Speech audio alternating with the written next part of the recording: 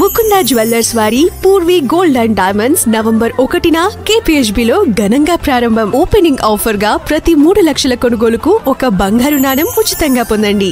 బంగారం అంటే కేవలం ఒక లోహం కాదు, అది సంపదకు, భద్రతకు, మన భారత సంస్కృతికి ప్రతీక.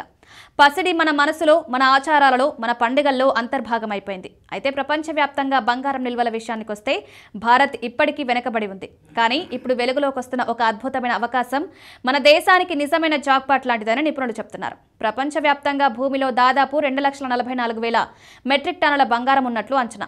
ఇప్పటి వరకు 1,87,000 మెట్రిక్ టన్నులు మాత్రమే తవ్వకాల్లో బయటపడ్డాయి. అంటే ఇంకా 57,000 మెట్రిక్ టన్నుల విలువైన బంగారం భూగర్భంలో దాగి ఉంది. మరి ఈ బంగారం ఎక్కడ దాగి ఉంది?